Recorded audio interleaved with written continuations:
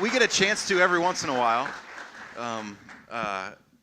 have folks come. And again, part of one of the cool things of Chapel is you get to hear from and see and hear the heart of people who are connected to BBC, who it gets to expand your network a little bit. You get to, bless you. You good? Okay. You get to connect with them and just make sure that, this is a way to expand your network as well and get to talk to people, connect with people who are doing on a daily basis what maybe you're just now learning about or really haven't had a beat on the practical side of what that could look like, all right? So this is a really cool opportunity. So I'm going to introduce them and ask them to introduce themselves a little bit, what's going on in their life and how they kind of arrived where they are. And then if you can throw up that slide for me, we're going to ask you to text in some questions for them, okay? We have a few jump-off points as how God's blessing down there and what's going on in their church and in their community. And so it'll kind of guide our discussion a little bit. But we're happy to have these folks, and we're thankful for you guys taking some time out of your schedule, away from home, away from families, and investing in our students and in BBC. So let me do this. Let me introduce these folks. This is Kenny Comstock. He's the administrative pastor, all right? This is Sean Crane. She's the children's pastor, and this is DJ Cabrera. He's the junior high pastor. And so let me do this. You guys have mics. Just in a quick kind of snippet way, give us a little bit about you. You married, kids, where you grew up, that kind of stuff, and kind of how you landed where you are today. All right, can we do that? Go ahead, DJ. All right. My name's DJ Cabrera. Graduated here in 2011, which seems like so long ago. But I am married recently, last November, so still getting used to wearing a ring, which I hate, just awkward. So, guys, if you're married, no, don't tell my wife that. He does like being married, though. Yeah, okay. Married. I love my wife. I just don't like wearing a ring. That's why Kenny got a tattoo, which is really cool, right? But yeah, so I'm married, have no kids. I have a dog, which is like my only kid, I guess. So, been at Crossroads for over a year now. And so have loved every moment and never thought I would like living in Odessa, but it has been great. Tons of people there. So, and I get to work with some awesome people. So, Sean, Sean's awesome. So, I'm trying to gain some points for later. My name's Sean. I am married. I have a 4.5-year-old daughter, Eliana, who is 6.5 if you ask her right now. So we're working through some truth and not lying issues. It's tricky. Actually, my first career is in education, taught in the classroom. I was in administration at elementary school in our town, and I went on staff at Crossroads about 7 years ago in a preschool position, and we've since restructured, and so now I oversee 0 to 5th grade with a great team. And my one caveat, I guess, is the boss is my dad. So that throws in a whole nother layer to everything we're talking about today. So we love Sean. Yeah, we do. We love Sean. Nice save. Now we know why DJ wanted the points. All right, so that explains a lot. Yeah, my name is Kenny, and I got to Odessa about 2 years ago. I came from South Carolina. I grew up on the East Coast as a filthy Yankee in the Northeast. Anybody else? Any Northeasterners? All three of us. That's good. It's good. And then moved to South Carolina, where I was educated, and then went to Texas when her dad called me out of the blue one day. And I've been there about 2 years. I am the administrative pastor, so I deal with all the financial junk. And then but my heart is ministry, and so I've had the opportunity to teach, deal with guest services, as well as our internship program at the church. And as DJ mentioned, I am a filthy sinner with pointy hair and a tattoo. So there you go. 50 years ago, I'd have been literally taken out back and shot at most of our churches. Hopefully that's not the case today. Promise you it's Kenny not the says case a lot of dumb stuff, so we tried to warn him, control him, but no promises. I've had the privilege to help jump in with DJ on a youth event a couple of months ago, and I can tell you that their church is doing a lot to reach the community. I mean, this is a growing, thriving church, some folks and some strategy and some insight that you can learn a lot from. All right, so I want to encourage you to start tossing some questions in here. I was talking to Kenny through text a couple days ago, and he's mentioned a few things that they feel like are strengths there at Crossroads, and one of them is community engagement. So that may be one of the things that you have questions about. How does that work? How do you go about deciding how that looks? Okay, volunteers, engaging people for volunteer work and getting them plugged into ministry, those kind of things. That's a big part of what ministry is all about. So maybe some questions along that line.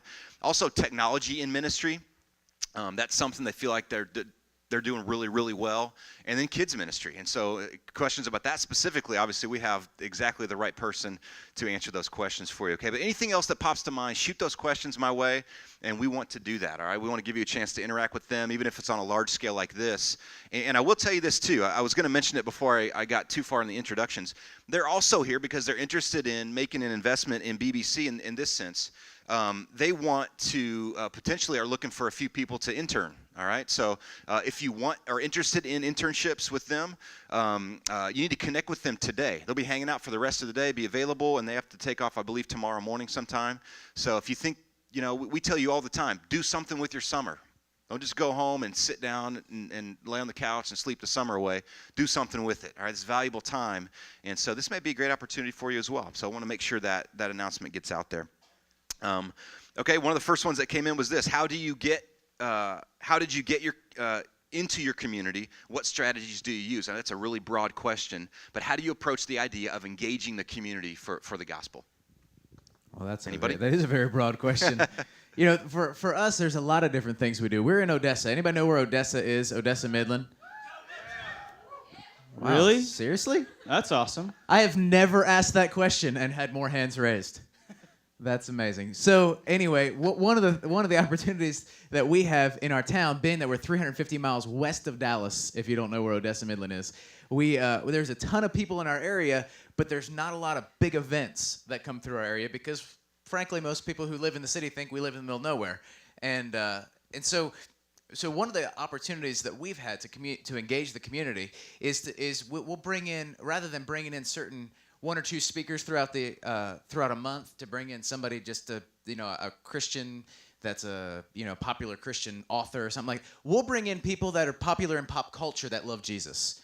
A couple of months ago, Willie Robertson came to our church and shared with our church. In a few weeks, his wife will be back.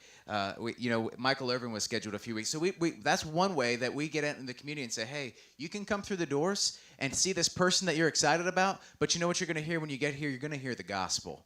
And not only are you going to hear it, but you're going to experience it as you're loved on the way in. That's one way. And the kids ministry does a big event every year. I'll let Sean talk about that a little bit. We do host a night of light. It's always on Halloween. If you're a Christian, you're not supposed to talk about Halloween or whatever. So we have a night of light, and our small groups host that. It's turned into approximately a 10 to 12,000 people attend, and it's a Halloween carnival. And the pushback maybe from that is, well, we don't present the gospel message.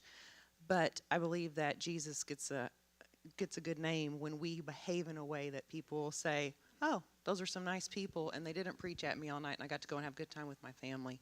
So that's one thing we do. We also participate in the community. We participate in a program called Food to Kids, where our church physically gives the money and the time to send food home with children every weekend. We have kids in our community that don't eat from Friday lunch to Monday breakfast because of their financial situations. And so we send food home with them. And they know that comes from Crossroads Fellowship. And so it's very hands-on in that way to make an impact.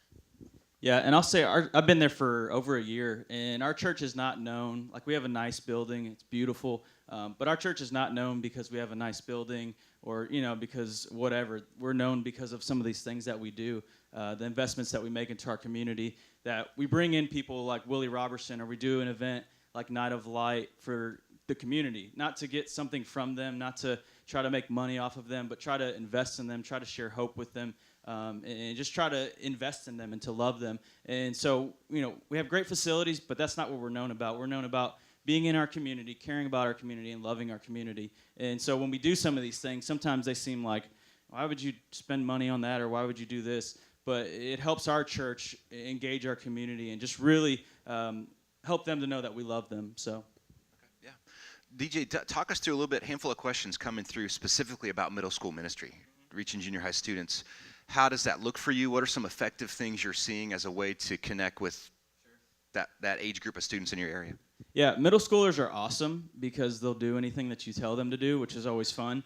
Sometimes it's like, okay, don't get hurt, please. But middle schoolers are awesome. And one of the things that I wish I would have known in my first year of ministry that is just so effective is just getting on campus in a school. You think of that and you're like, oh, well, of course. But a lot of times in my first year of ministry, I thought, I need to create this awesome environment, which is important.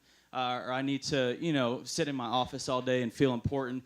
But what's been most effective for me is actually taking an afternoon and going to a school for 3 hours and hanging out with kids and getting to know them. And, when I see a kid on campus, on their turf, where they go to school, where they're at, and they see me, and then I know their name, it's just something that it just does something for them. And it doesn't seem profound, but when I realized that, man, it just changed the way that I started to do ministry. And, I was not so concerned about who was going to be here Wednesday night, but I was concerned about where am I going to be at on Wednesday for lunch to connect with students. So that's kind of one of those things that's not like, oh my gosh, wow, but it's so important. If you can get that now, if you understand that, you realize that, you make that a priority, it changes your youth ministry, and your kids get excited about seeing you, and then they get excited about introducing you to people, and suddenly you're connected to I'm connected to so many junior hires. It's like, man, it's hard to keep all their names straight in my head. I think they have like 50 Brittany's, but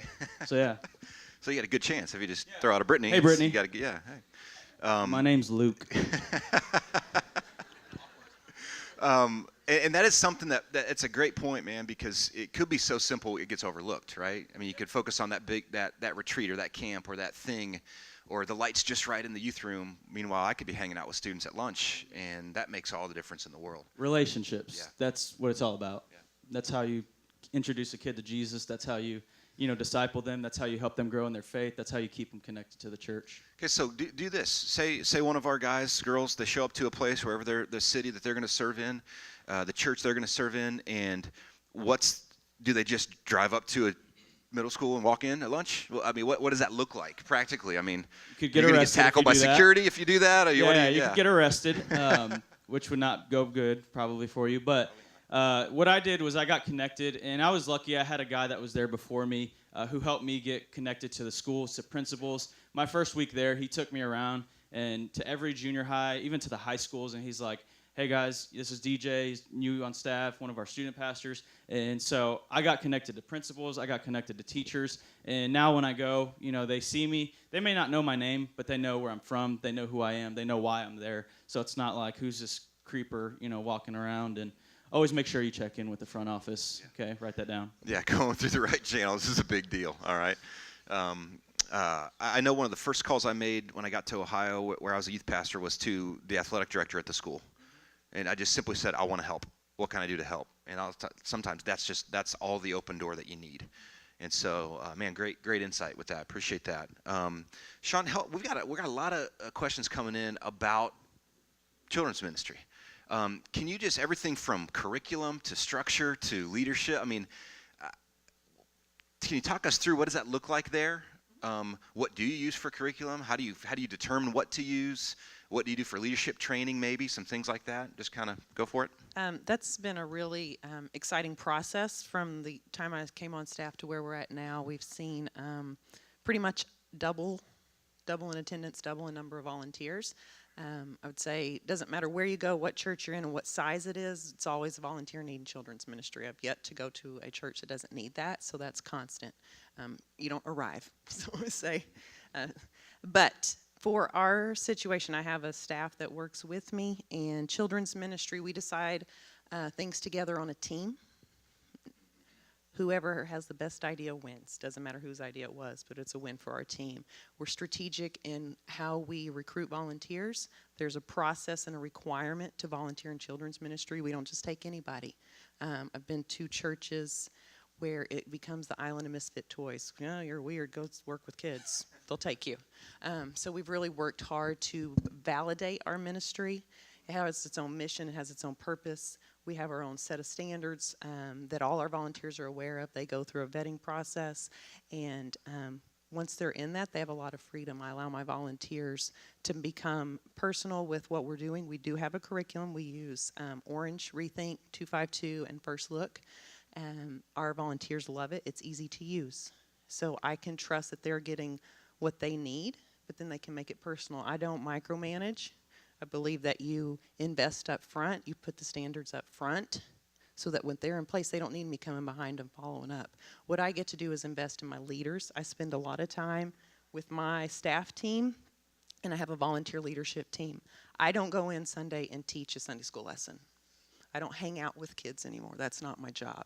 So I think you have to really be aware of when you say I want to be in children's ministry, what you want to do in children's ministry. If you want to be the upfront guy teaching and putting on magic and puppet shows, then you need to be aware of the churches that's you can do that. In our church, I don't do that. I am responsible for meeting with the management team. I'm responsible for the overall vision, leadership development, developing my team. And so you need to really think through what you want to be in children's ministry and find that church, because it's different. But and strategic. You have to be strategic. You have to process plans in place. You can't wing it. Doesn't work with children. People don't respond to that. Parents do not feel comfortable with that. So kids ministry is unique in some of those things. Like DJ can get away with some things I can't get away with. And so. You know, John, these guys won't brag on themselves, so I'll do it for them. DJ's been here about a year, and when DJ came, our student ministry ran, 85, 90 junior high kids, and the last weekend we were in a board meeting where they were excited about there being about 150 kids being there on a Wednesday night. And so DJ is really, and it's not DJ, because DJ is an awesome person. I really like, we play a lot of golf together. But DJ is just another doofus on the street, just like me and just like you. But God's chosen to use DJ to reach middle school kids. And Sean, that ministry, if my first thought, because I went to Bible college, my first thought if I'm sitting in your seat, oh, you don't hang out with the kids? Well, you're a filthy sinner. I mean, my goodness, what else are you doing? You like that phrase, filthy sinner. I do like the phrase, filthy Okay. sinner. Yeah, it's a great phrase. You need to live with it, embrace it. But Sean, there's no way. There's But no don't embrace way. it too much. What did he say? You just encouraged everyone to sin. Oh, no, don't do that. I'm pretty sure you're twisting my words. I'm pretty sure. You're going to end up on YouTube. I am. It's all right. But there's no way Sean can teach 500 kids every week about Jesus. But what she can do is invest in other people so that they can teach about Jesus. And that's the point. That's the gospel. That's the Great Commission. And yeah, that's the DNA of our church. It does speak to it speaks to philosophy, right?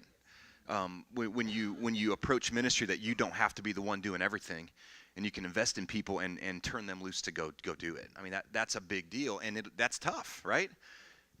I mean, that's not necessarily easy to do, and you're going to want to wing it. And there may be a point where you stand up and you desperately need volunteers, and you want to just say, please, I'm begging you, please, somebody help me with something. And you need to be reminded that's the worst possible thing you could do, and those processes have to be in place. I mean, that's really, really, really good stuff. Kenny, let me throw this one at you, because there's a handful of questions that are coming in things like, what does that role look like as an administrative pastor? What does that look like? How many different plates do you have spinning?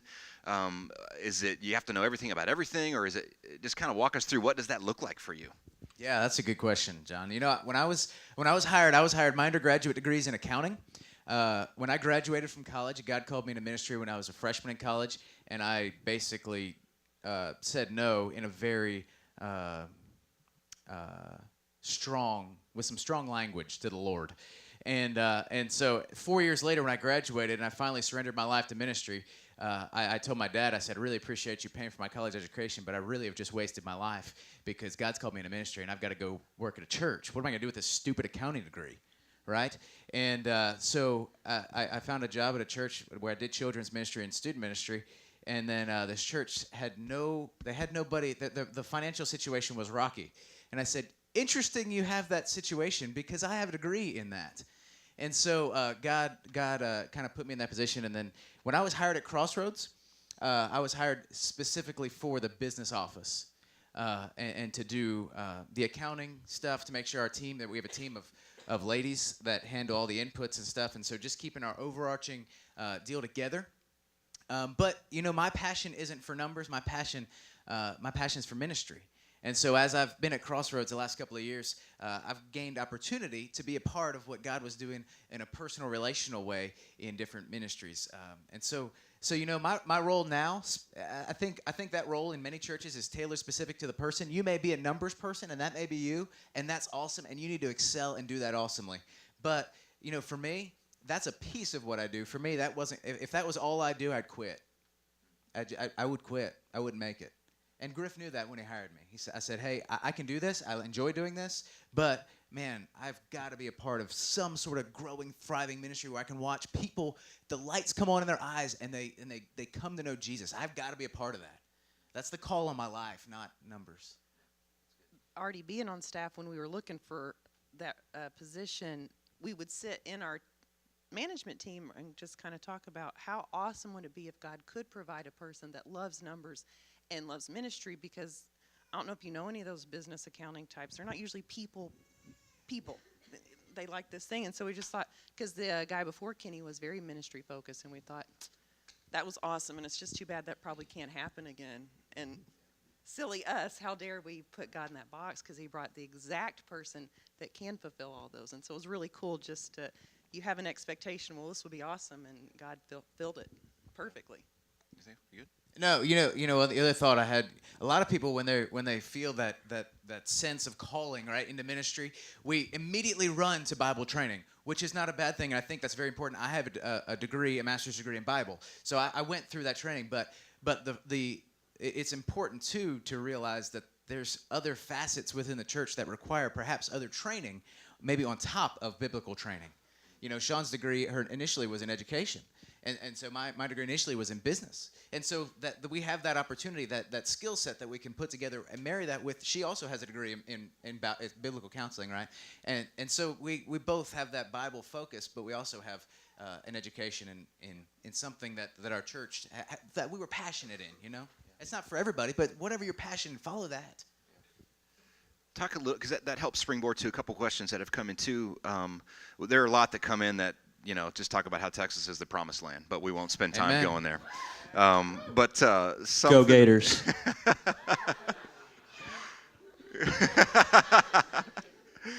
So, yeah, DJ's a Florida guy, so, you know, you had them winning in your Hence bracket. my right? orange socks today for the game tonight. Lucky socks. Anybody? No? Anybody? Okay. Megan? Yeah, you and Megan, that's fine. What about, I have no idea, but it sounded good. Some questions coming in specifically to youth ministry, because Sean touched on it, the leadership part. How is there, what kind of process is in place, or how do you approach engaging new leaders in that junior high ministry?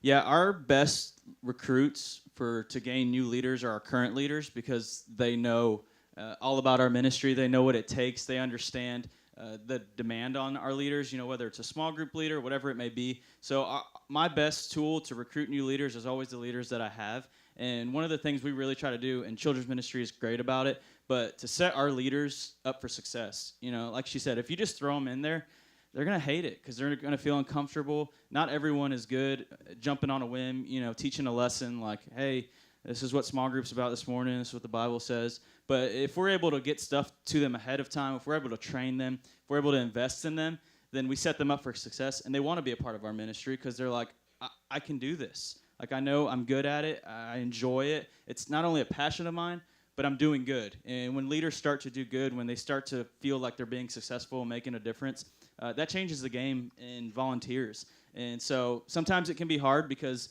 setting people up for success, setting your ministry up for success, takes a lot of hard work, and you have to tell some people no, and sometimes times are tough. Like, we have some events sometimes, and Sean's like, man, I need leaders. Like, I need people to watch this class or be with these kids, but not cutting corners, which is so easy and makes life easier for that time. Not doing that sets us up for success in the long run. And so I think by doing those things, you begin to create a healthy culture of volunteers. Yeah, and that was mentioned when Kenny and I talked a couple weeks ago. Can you speak to that a little bit about, and I don't know if it's just as simple as yes, do it, but you guys talk often about not cutting corners and maintaining a level of excellence in ministry. Can you speak to that a little bit? How is that culture developed? How do you maintain that? Is it just a matter of just you think that way and then that's it? Or talk us through that a little bit. You know, we laughed, John, because we literally just talked about that Monday. We were in all-staff, was it Monday? Tuesday, we were in all-staff meeting, and we were discussing what are the strengths of the church. And, you know, somebody would say one of the strengths of our church is excellence. We prefer to do things with excellence. Where did that come from? Well, that comes for us. It came from the top. It came from our leader. And it's our culture. Well, why does our church operate with a certain level? Well, because our staff operates with excellence. So why does our staff operate? Well, because our leader, our pastor. And why is our pastor? Because he finds it in Scripture. And so, you know, it's all, of course, if it's not based on Scripture, it's not going to make it. But, you know, we're sold out and committed to excellence, even when we have to sacrifice things to get it. For instance, last year we finished a building expansion for the the student and children areas, and we pretty much doubled the amount of space that we were going to have for children's ministry, which mean we needed pretty much double the amount of viable volunteers, people to serve. Well, I don't know if you've ever been in a church that it doesn't matter how many people are in the church. You ask for one volunteer, and everyone is gone. Like they are somehow they just the rapture occurs, and they are gone. I don't know where they're raptured to, but so we were in a position where we started a process for months seeking 50. We were looking for 50 volunteers, and we got to the end of the building was about to open. We didn't have 50 volunteers, and this is my perception of perhaps Sean's leadership. She can speak to the situation a little more, but as we got towards the end, we're in November. The building's set to open in a month. We don't have all these volunteers. We don't have all these leaders that we need. We don't lower the bar. Because you got to go through these classes, you got to be a member of the church, you got to be here you got to go through. There's all these things in order to be a volunteer in the children's ministry and in student ministry. There's these criteria. We didn't lower the bar. We said, well, we're going to close rooms until people step up, until our church, until we're not going to do things because we believe excellence honors God and inspires people. A handful of things coming in as it relates to. And it's more of a philosophy question, but things along the line of gauging success. What's the win on a Sunday? How do you gauge whether a ministry or a certain piece of that puzzle is successful or not? Okay. I think first of all you have to define it. You can't just go home and say, "Oh, that seemed like a good day. Feel like that was good." There have to be definable, identifiable, measurable goals. And is some of that numbers? Yes, and I know people get all funny about numbers, but we do believe every number represents a soul, so I won't apologize for my number goals. I don't apologize for the standards of excellence on a Sunday means every kid found a friend or no kid was lost, nobody lost a finger. Like these are things that these are winning. Yeah, totally winning. But, but the positive experience starts in the parking lot through the first-time guest to the auditorium, and what do we specifically do to make sure that occurs? And then it goes back and it evaluates it. It doesn't set the goals and say, well, I hope that works out for us. Then we come back. Our leadership team meets every month, and we sit and say, okay, well, how did we do here, here, here? And then we'll start evaluating personally. My leadership team, I hold them accountable personally every 3 months. Where are you at here, here, here? And so you have to put the work into it and not just talk about it. Yeah, in our church, we desire to connect people to Jesus Christ and help them become fully devoted followers of Him. And so every week, the goal is to move that person along further. Sometimes it's meeting Christ. That is the step. So we don't set goals. Well, we want to have 42 salvations this week. We got to get on par. We got to have some. That's not the. We don't set that sort of numerical goal. But we may set an attendance goal. We may say we want a certain number of people in here and we may know that when we have X amount of people in this auditorium that hear the gospel, based on what we've experienced in the past, we know a certain number of people are going to come to Christ. Because we know God's Spirit is predictably working in our church at this moment. The hand of the Lord is on our church right now. It may not be next year. It may not have been 20. I don't know. But we know right now that Jesus died for His church, and He loves His church, and we're going to do everything that we can to reach people for the kingdom of God. Yeah. Do this for us in the next couple of minutes. Then maybe if we can get to a couple of the other questions too, because this question's coming a ton. What we see here. Obviously, we have some guests here. Maybe you're thinking ministry, that kind of thing. But the majority of people in this room are our students who are training for everything from ministry to missions to education to business. In the backdrop of ministry that kind of runs its way, that thread runs its way through everything. What advice could you give to someone at Baptist Bible College training for ministry of some kind in this phase of their life? What advice could you give to us? That's Well, DJ, you're the most recent out of it. Why don't you start us off? That's fair. For me, looking back is my advice, and I heard this, people told me this, but it would be to be faithful now. I always heard people come in, speakers, chapel speakers, pastors, whoever that were talking to me, and they would say, hey, if you're not reading scripture now, if you're not praying for people now, if you're not serving now, if you're not doing these things now, what makes you think that you're going to do that when you're in ministry?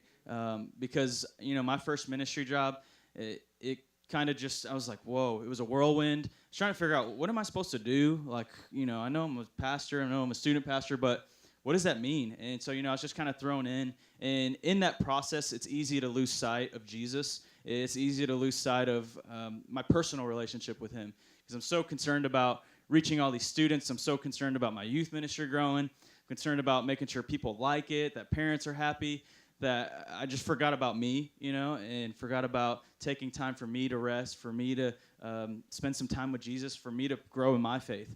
I can't have students growing in their faith if I'm not growing in my faith. So I would say it starts with you, and it starts with you now. If you're not doing that, man, there's no better advice that I could give to someone now than to, hey, take time, figure it out. Find someone, John or one of the staff members here, but find someone that can help you, that can keep you accountable, that can help you grow in that area. So if you're not doing it now, I can promise you it will be a struggle in ministry. Yeah, and for me, I would give you two thoughts: invest and educate.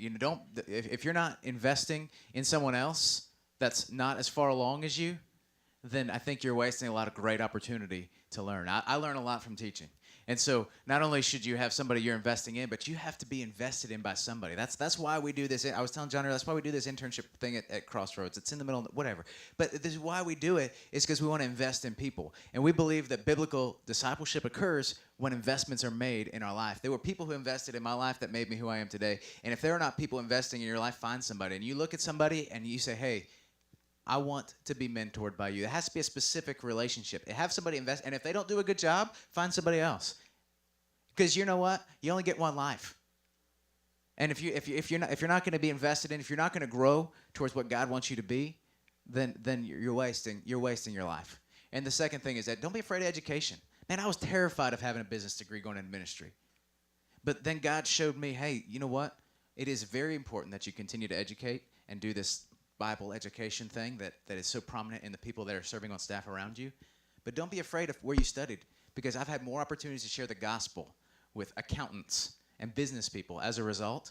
I mean, I love education. I have an undergraduate degree with 2 minors. I have almost two master's degrees. I mean, I love it. But it's not the end all. It's not the end all be all. And so someone has to invest in your life to learn practically what God has next for you. Yeah, I echo both. I think college is a great time, and in a lot of ways I'm like, it doesn't get better than this, but in so many other ways it does. And I just think it's all about the training and the preparation, because it doesn't get easier. It doesn't get easier to stay close to Christ. It doesn't get less distracting or a smoother road, because you have to grow up. You get a family, or you get a spouse, and you get a real job, or all those things that are coming. A lot of those pieces are harder, and they take more of your time. And so your relationship with Jesus Christ has to be prominent, and it has to be someone you're talking to about it to hold you accountable. And because it's only through Christ any of us are sitting up here. It's only through Christ that we have anything positive to tell you. But if you're not spending time with him to find that in yourself, then it's all for selfish gain, and he was not going to bless that. And I don't know about you, but I want to be where God's blessing. So you find that, you get in the middle of it, and then you make sure that you're keeping up with it by taking care of yourself. Well, I know obviously time won't allow us to get to all the questions. So many questions came in about technology, about relationships, about leadership, about balance and family, those kind of things. And so part of what we want to make sure you know is that they're going to hang around. They'll be around for a little bit today, and we want to encourage you to connect with them. If you feel like maybe an opportunity for an internship is something you're interested in, you need to get with them. They'll be able to connect with you for a time this afternoon. I think they're going to be hanging out in the White House maybe, that kind of thing. So I would encourage you to do that, all right? And even now, as you're heading to class, if you had a question we didn't get to, or you had a new one that you thought of, come up and talk to them, all right? Ask them, introduce yourself to them. I want everybody to come thank them for being here, but those opportunities are there, okay? Thank you guys so much for coming in. Can we say thank you to these folks to coming to invest in us? I think that